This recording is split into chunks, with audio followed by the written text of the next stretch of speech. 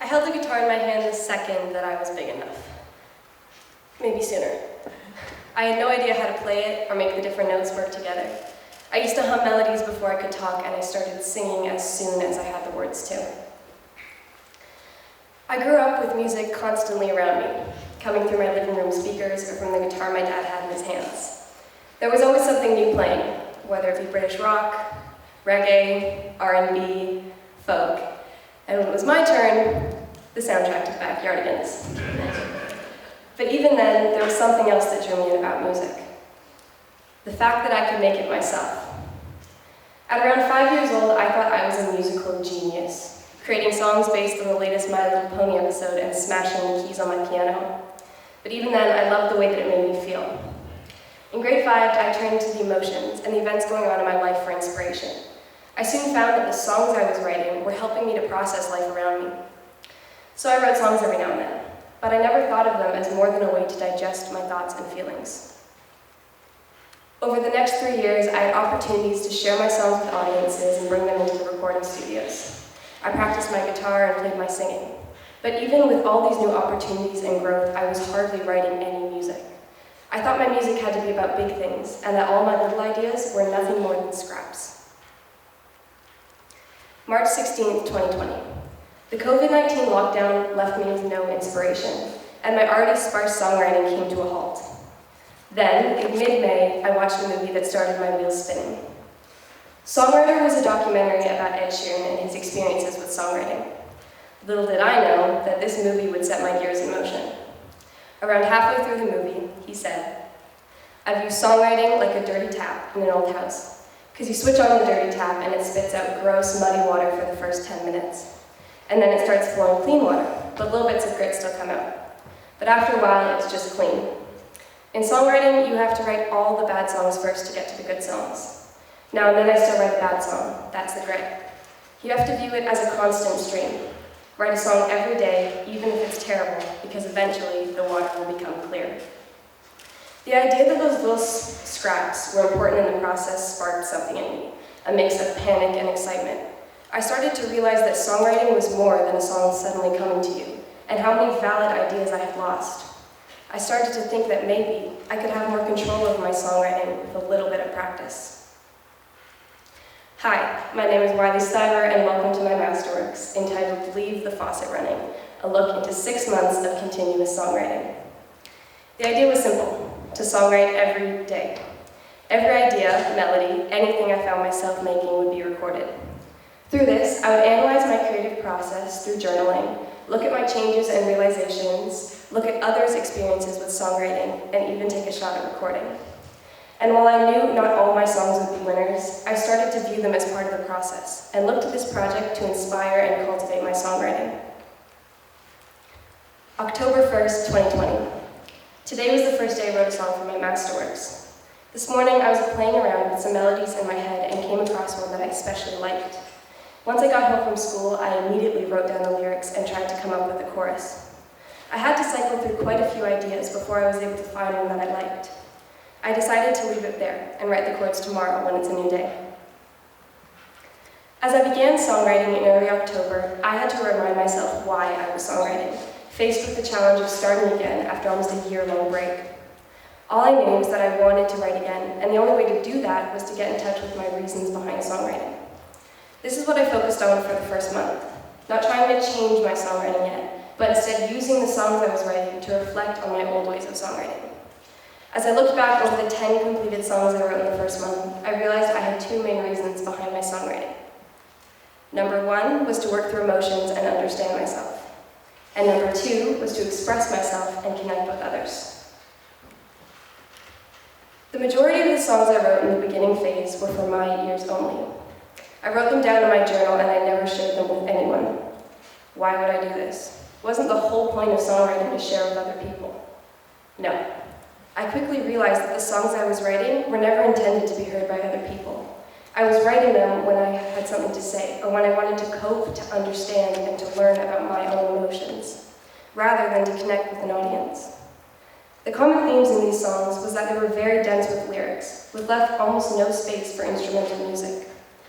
Looking at the songs I'd written prior to this project, I realized that this individual understanding was something that had shaped and influenced my style even before I knew what I was doing.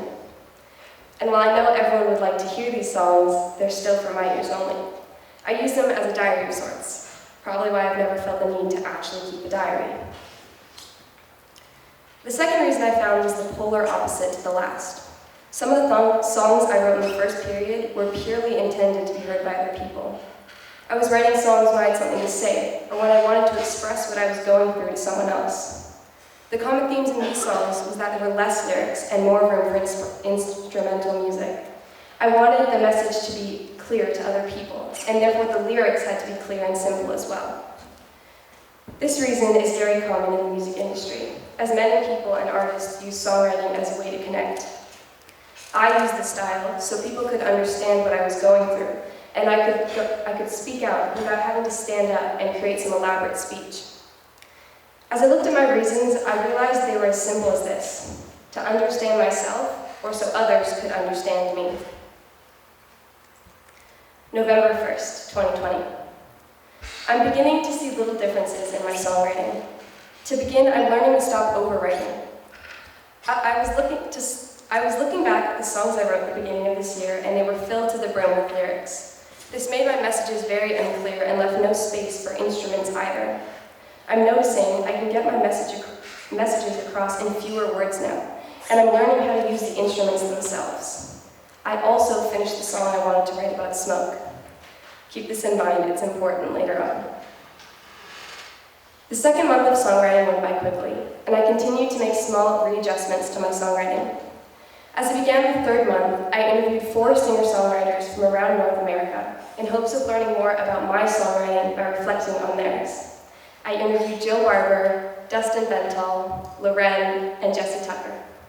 I met with each of them for 45 minutes and asked them about their experiences. I then looked through the interviews and sorted it into 4 main categories: similarities, differences, themes and important information, and how I apply that information to my own songwriting. The first thing I looked for in the interviews were the similarities. Not only did I want to see if the inspirations and backgrounds were similar, but I wanted to see what similarities I could relate to. The most prominent similarity I found was that all the artists started songwriting at a young age, around 12 to 14 years old, and had people in their lives, such as parents and siblings, that they could look up to and learn from. Through this, they were inspired to write their own music, and their styles often reflected those of their role models. I was able to relate this back to myself because I was strongly influenced by my family and surroundings from a young age. Because of this, music was always a part of what I did, and songwriting just seemed like an extension of that, like something I was supposed to do, the next step. The next similarity I found was the artists that my interviewees look up to: Joni Mitchell, Bob Dylan, Paul McCartney, and John Lennon. These 4 names are iconic throughout the music industry, but it was still very interesting to see how they'd influenced people differently, such as having a strong connection with their backstory, like Jill had with Joni Mitchell, or aspiring to write in the way that these famous artists had, like Dustin and Jesse. Loren, my youngest interviewee, was drawn to artists like Avril Lavigne because she could connect with the emotion in the music, but she was also drawn to artists like bluegrass, drawing from her mother's taste in music. In her interview, she said, "Because I had this inspiration from my mom and the music that I liked, my first style was a strange mix of moody and honky-tonk songs. It depended on who I was drawing from, which makes sense because that's the kind of music I play today." This was a perfect example of the way that inspiration could grow into a conscious or even subconscious factor in the making of a songwriter. The other similarities I found within these interviews were the themes or reasons that the artist valued within the art form. The most important and prominent similarity that was expressed multiple times in the interviews was the idea of connection. Jill Barber explained it as this: "Connection helps synthesize life experiences with ourselves and others. I love songwriting because it's a channel between my inner world and other people. It's a way to connect. Songwriting is a human experience, which helps me to understand others. I hope that my songwriting allows others to connect and resonate with me. For me, a song's life cycle begins just after you've written the song. In order for a song to fulfill its destiny, it has to connect with someone else. Jill's answer reinstilled the importance of connection, but she was not the only one who brought it up. Loren said, "There's a song I wrote about a lost love of sorts, and I wrote it from just like the pit of despair. I wasn't really thinking about where it would go. A lot of people have reached out and said, oh, this was so helpful, thank you. And it was so unexpected, but so wonderful." The other theme expressed was the idea of letting other people, places, or things influence you and your style. Loren talked about her move to Montreal and how she was suddenly bombarded by the electronic dance music-filled scene. She quickly realized that it was better to allow the different styles to influence her music, and she rediscovered her roots by doing so. Jesse Tucker talked about how he allowed the music scene in Nashville to influence his music. He'd never identified as a country singer, but as he continued to integrate into the new city and the new atmosphere, he allowed small parts of the music scene to meld with his own. Allowing others to tweak, influence, and change with songwriting allowed these songwriters to understand their way of songwriting better, and often reinforced why they loved it. It allowed them to gain newer or deeper genres that grew as the person did. As I looked at these themes, it reinforced the complexity and the variety of reasons for which people songwrite. At the same time, the common themes helped me to grasp the parallelism between different genres, stories, and artists.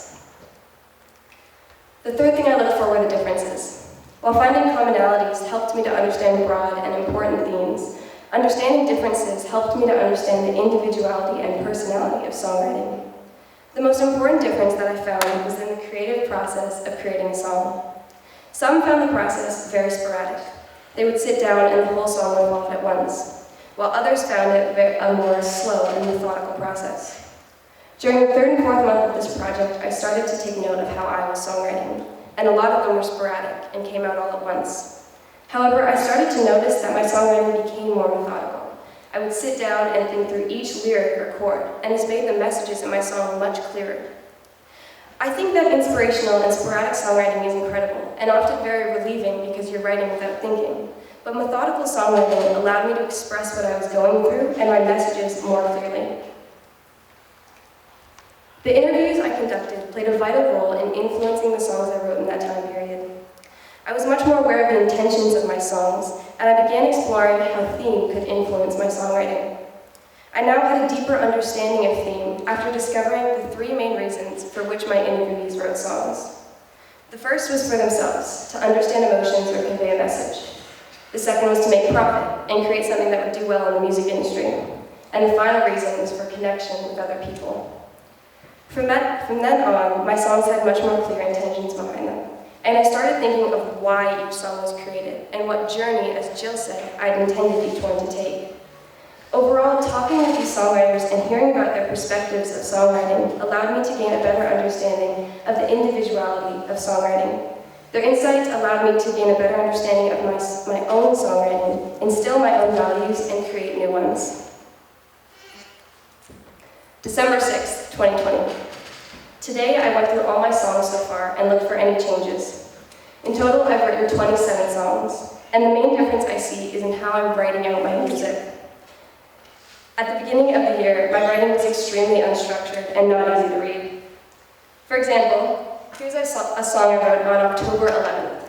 I wrote all the lyrics on one page without any indication of section change and no room for chords. There are sections that I moved around, and the writing itself is almost illegible. I compared that to a song I wrote on November 11th and added to on the 19th. My writing was much more structured, and I correlated the lyrics with chords on the next page. There were indications of where the chorus, verse, etc. starts, and I could read it much more easily.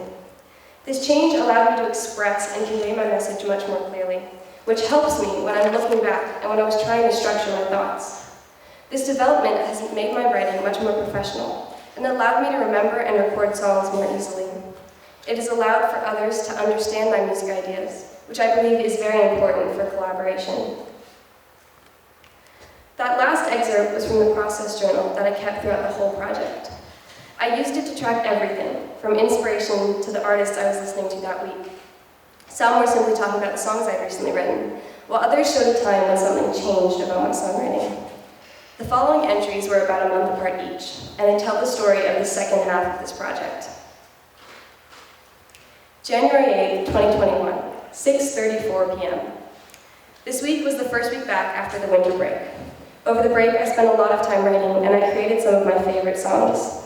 It was super exciting to see growth in my writing. However, coming back this week, I've had a very hard time writing. When I first came to this standstill, I only saw it as a hurdle and was upset. As these moments of no inspiration continued to happen, I decided to change my mindset on them entirely. I started to think of them as steeping time. When there were no songs coming to the surface, it was because they were taking their time to fully develop. This mindset allowed me to take on a positive outlook for the remainder of the project.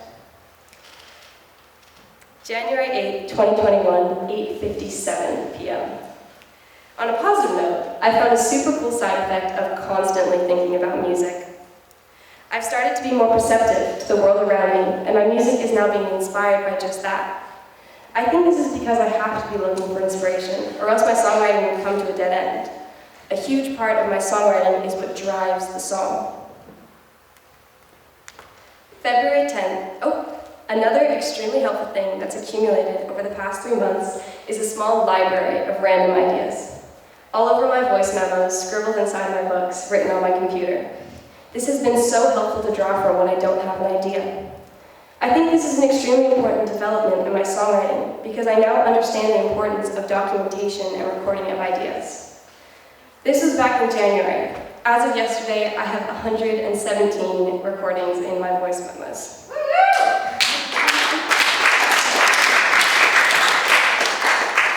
February 10th, 2021. I've recently been writing a lot of instrumental music on the piano. Before this project, I hadn't really used the piano as an outlet. But I'm finding that it's a very good very good instrument to convey my emotions. I've also found that learning other people's songs has helped me to further develop my own songwriting. I find that even subconsciously, my music will differ depending on who I'm listening to. Looking at other artists really helped me to understand my own songwriting, because I could pick apart the different elements of songs that I liked and apply them to my own songwriting. For example, if I was listening to Dean Lewis, who's an acoustic guitar artist, I would most likely write a stripped-back guitar song, whereas Ruth B., a piano ballad artist, influenced me and I wrote songs like Ashes. Keep that name in mind, it's important later on. Another thing that a piano allows me to do is really focus on the words, the expression, and tones in my voice. This has made my songs much more refined, and the messages behind the lyrics and music is stronger. Yesterday, March 16, 2021.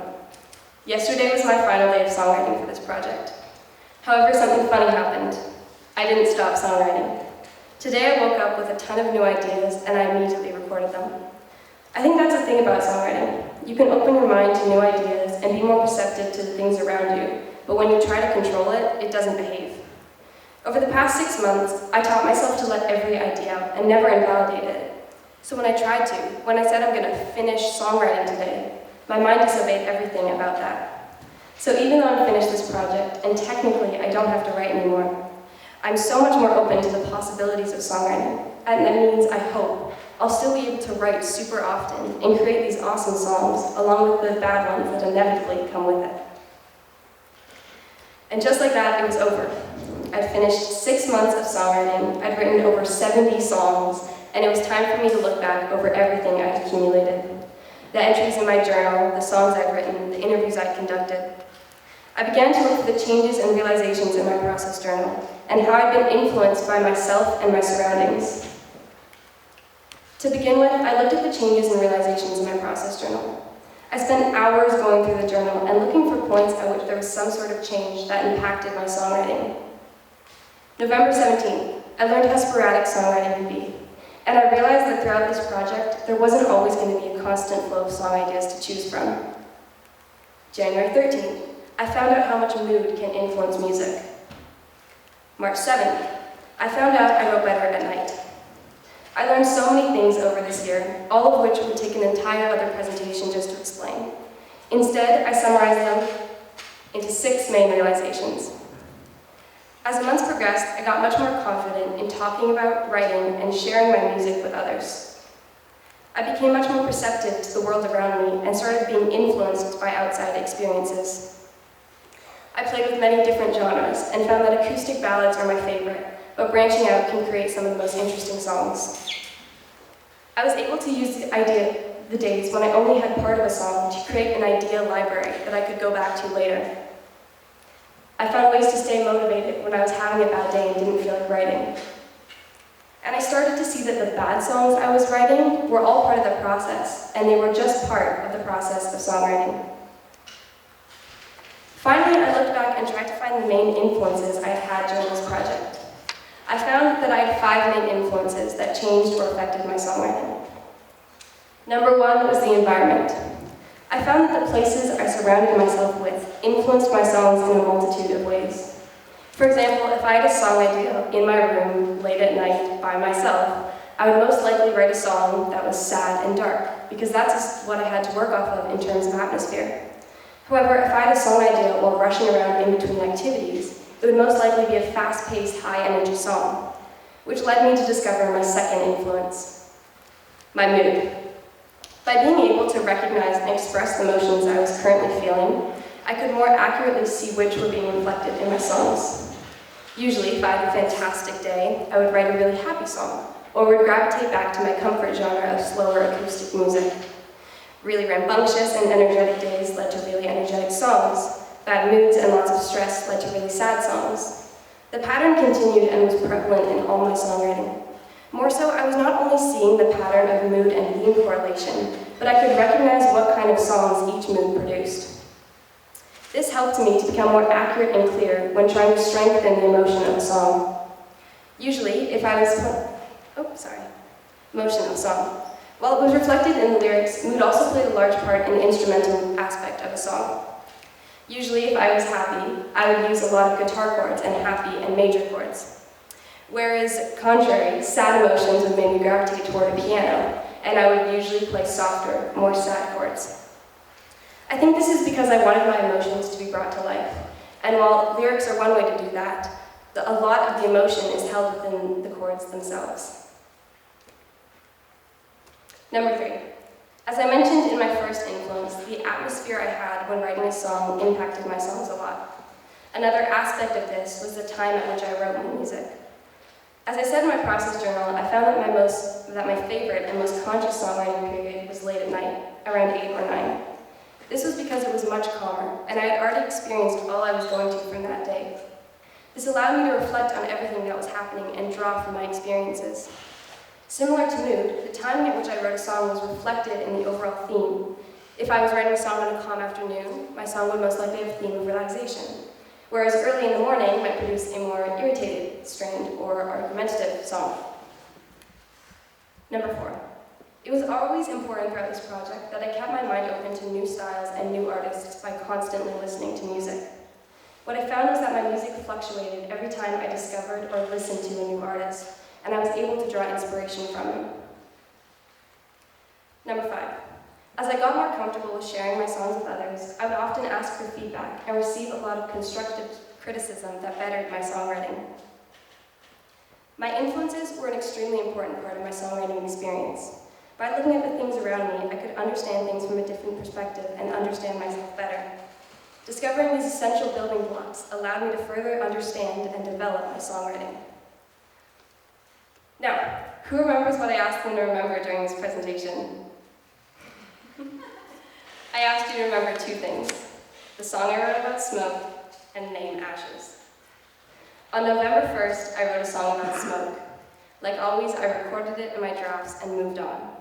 This was that recording.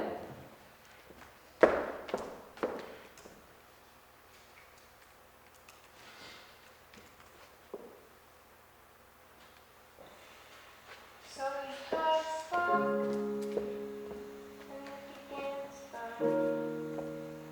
And we watched the smoke rise, tumbling and turning. We watched the ashes fall to the ground. Like fire, it went.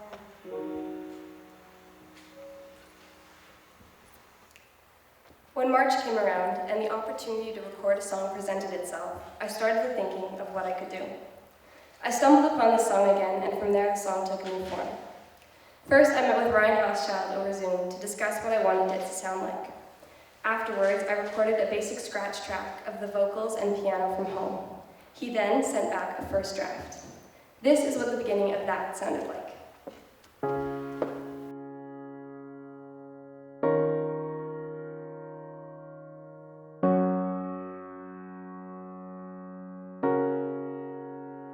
So we had a spark, and it began to burn. And we watched smoke rise, tumbling and turning. And we watched the ashes fall to the ground. But the fire, it went out.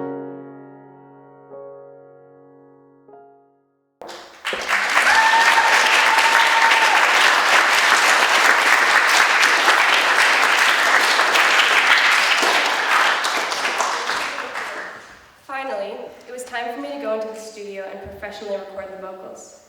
I spent about 2 hours and left with nothing but a feeling of pure excitement. About 2 weeks later, Ryan responded with this, the final song. For the first time, here is my song, Ashes.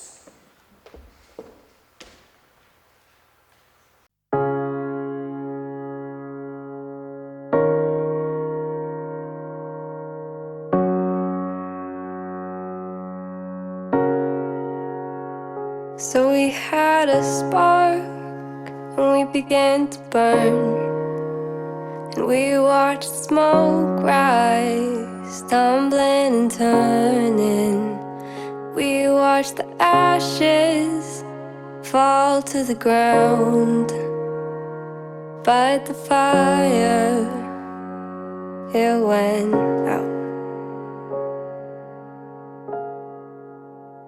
Could you believe it?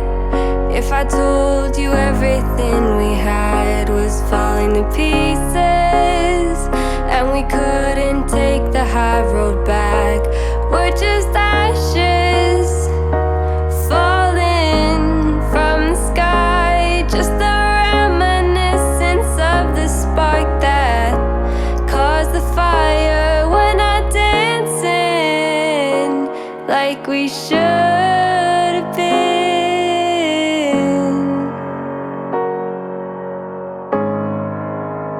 Something about the way smile glows. Anything that you feel, your eyes never show. Sometimes I wonder what could have been if I tended to our fire and we let it be free. Could you believe it if I told you everything we had was falling to pieces, and I don't know how to bring it back? We're just ashes falling from the sky, just the reminiscence of the spark that caused the fire. Are you dancing just without me?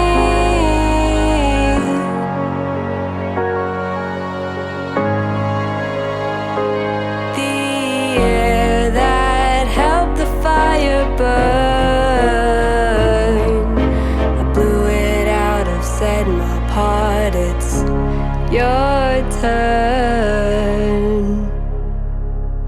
Can you see it? Everything we had is falling to pieces, and you're not looking back. We're just ashes falling from the sky, just the reminiscence of the spark of you and I.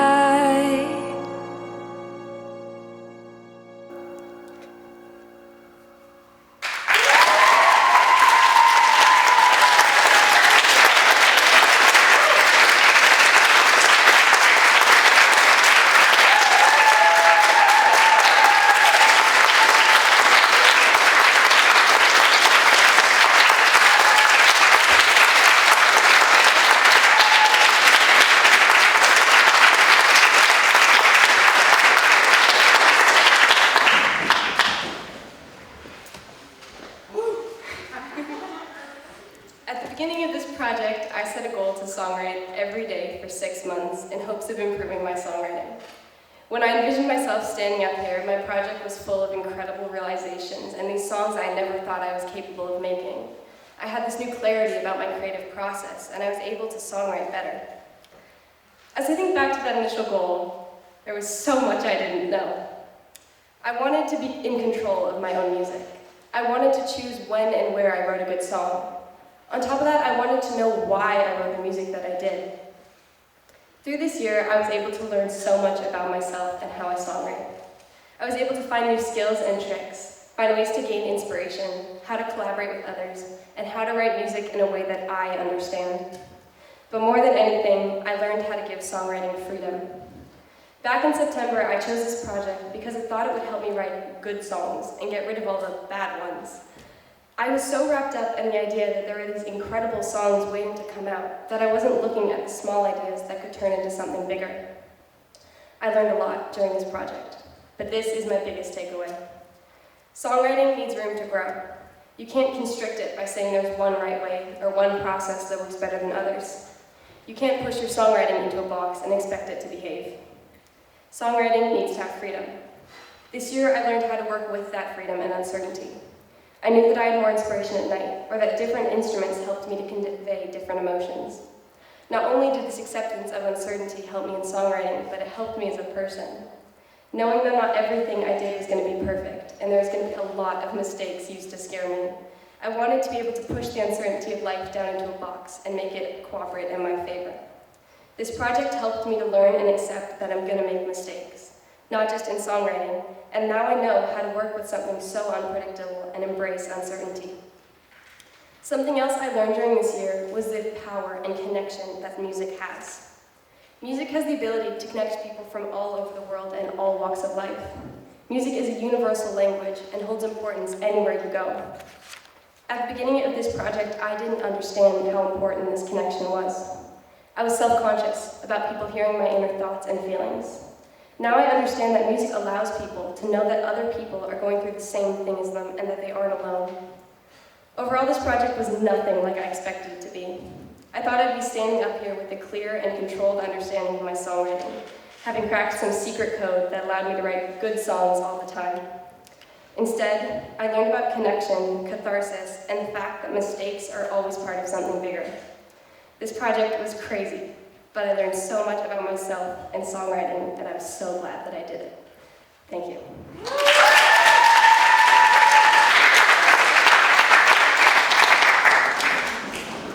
Throughout this project, I had so much support, and I could not have made it through the year without the following people.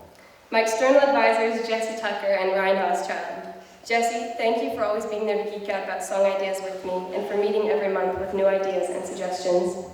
Ryan, thank you for taking time to record with me and for getting my final song off the ground. I'd also like to thank my faculty advisor, Pam Matthews. Pam, thank you for taking interest in a project that didn't have to do with science, and for being genuinely supportive and loving and kind throughout this whole project. I would not have made it here without your guidance. I'd also like to thank the 4 brilliant singer-songwriters that I interviewed, Dustin Bental, Loren, Jill Barber, and again, Jesse Tucker. Thank you for taking time out of your busy schedules to meet with me and for being enthusiastic about my questions and making me feel like an equal in the conversations.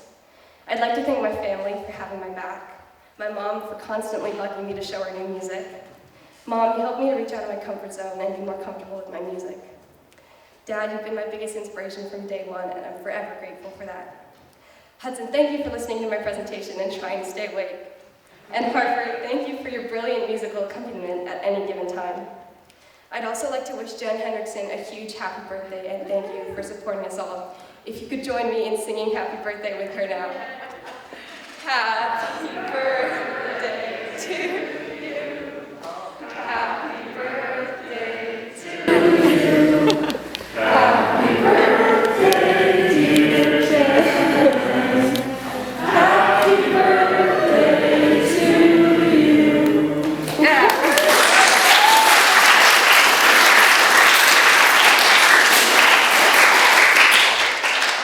And finally, I'd like to thank my class for getting through this year and this project with me, and for always being supportive and willing to listen to me rant about how stressed out I was. And you, This presentation wouldn't be possible without the students, faculty, and community who participate. Thank you.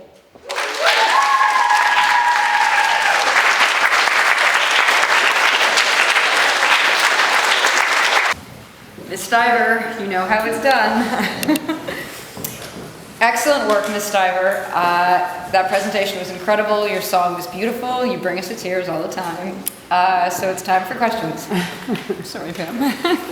I'm not done crying yet, but here I go. Ms. Stiver, I'm gonna ask questions from Jesse and Ryan first, and then I'll have my own. Jesse says, will you continue to write as often? I mean, I doubt I'll be able to songwrite every day, but like I said, I think this project has opened me up to the fact that I don't have to have some brilliant idea to write a song. At the beginning of the year, I would say like, hey, I want to write a song. And then I'd say, oh, but I don't have any ideas that I know are going to be winners. And so I wouldn't write a song. And then the other day I was like, hey, I want to write a song. And so I just wrote one. And if it was great, awesome. And if it wasn't great, awesome, because it was all part of the process. So not every day, but I definitely think I'm going to be writing more often. Yeah. And then he says, you've composed lyrics, music, melody, conducted interviews, sang, played instruments, done research, been your best and toughest critic. Which role or persona feels most like you? Which one do you really feel fits you best?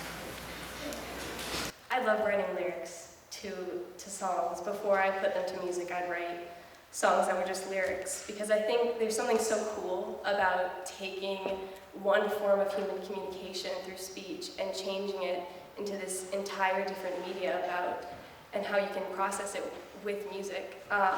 It's also kind of a brain teaser, because sometimes you come across a lyric in a verse or something that you need to rhyme with something, and you want your message to come across still, but at the same time, you don't have the right word. And so what I do is I go through all the words, say it's like light, and then I go through the alphabet and sound out all the words. So like, I, bright, kite, like I go through all the words, even if they don't spell right, because eventually I'll find a word that works. I'm going to be quick because most of the room is lined up to ask questions for you. That was an excellent answer. This is from Ryan. While songwriting is certainly an art form, what part of the craft did you learn, the basics? What did you learn the most, I guess?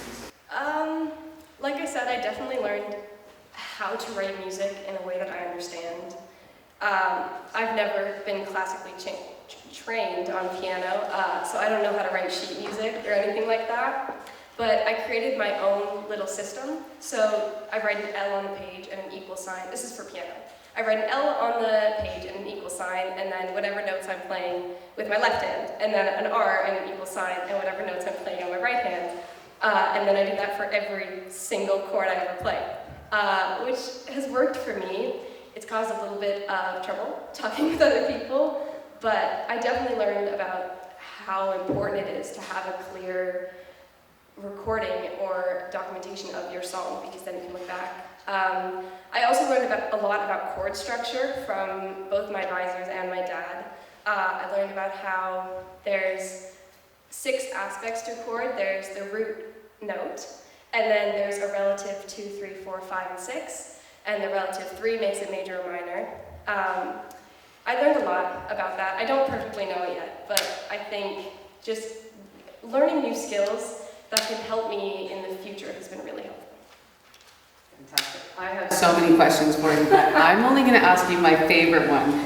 So some songs are powerful and can inspire many people to take action or make changes. So for example, we talked about Kanon's waving flag and how he can get a whole stadium inspired, a whole country inspired.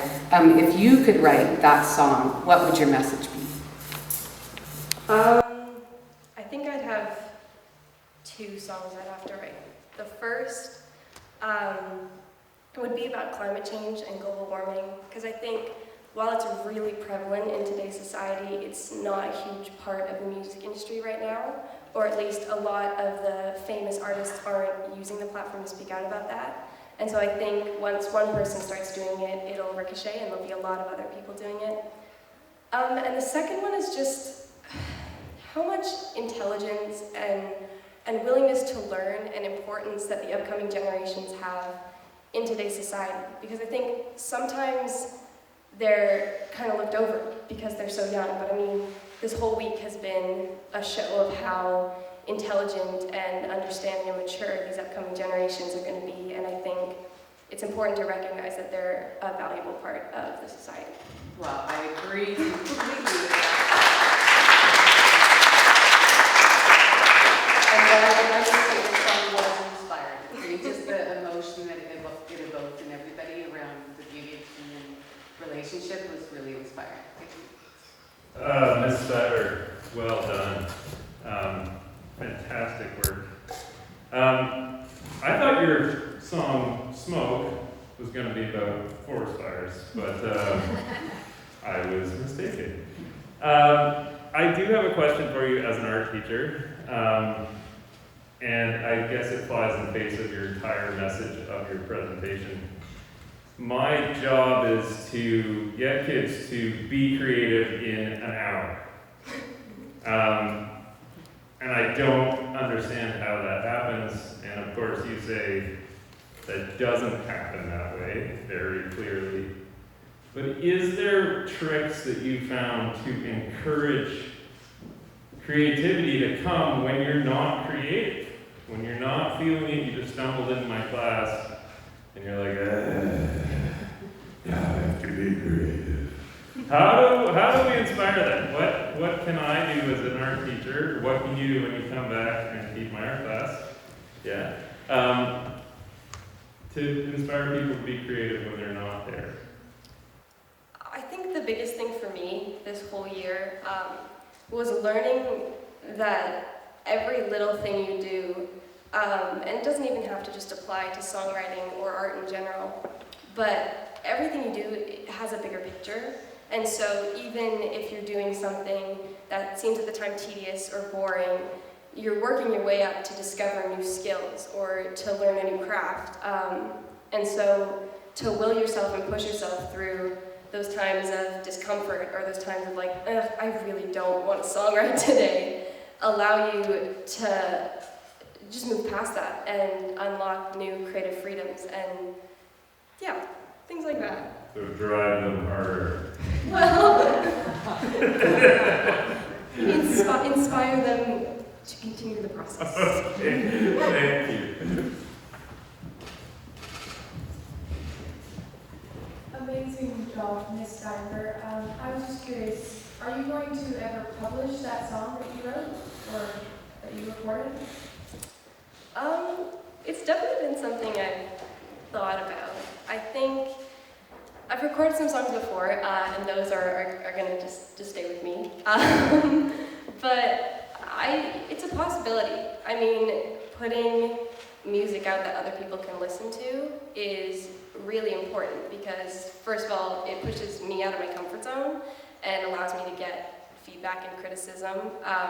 But it also helps me to be a bigger part of that community that lets people know they're not alone. And so by me sharing my thoughts and feelings with others, they can say, hey, there's someone else out there that's going through the same thing. So it's definitely been on my mind, and it's definitely a possibility. Excellent job, Miss Stiver. Do you think you're ever going to release an album? That would be awesome. That'd be super cool. I think I definitely have the material. I just have to work on quality. But I think it's really, I love albums because a lot of the time they're storytelling, and so it goes through a story as you listen to albums. So I think that could be a really, really cool thing to do. Yeah. Wonderful, wonderful work, Ms. Stiver. Are you planning to burn your song Ashes onto a CD? And if so, would you sell it to students here at IPS? And if so, could I get a copy? I never thought of that before. I think CDs could also be a cool way because while putting it out on different music platforms is good, CDs are actual physical copies that people could have. It also means that I could have a physical copy of it, not just living on my computer. So that could also be a possibility. And if I do, yes, Hannah, you can definitely have a copy. Incredible job, Ms. Stiver. So, What would you say is the most important step during the process of songwriting? That's an awesome question. Going with your instincts, I think. There used to be, like my first entry in this whole presentation, it was like, I had to cycle through quite a few different ideas to find one I liked. There's so much wrong with that statement, but I think it's going with your instinct, and if you have an idea, rolling with it, and then expanding on it, and also knowing that if it's not coming to you, it's okay to stop. You don't have to write a whole song at once. You can leave it as it is and allow it to steep in your mind until you have more for it. Incredible job, Mrs. Stiver. That song was incredible. It was like, I love the chorus. I don't know why, but I almost started crying halfway through for no reason. But yeah. Well, I was gonna ask Becca's question. Miss Stiver, you've done a great job answering questions. We are climbing closer to 10 o'clock when we have our next presenter, so I'm sorry, you guys. You're going to have to talk to Wylie later. I think we need to have a huge round of applause.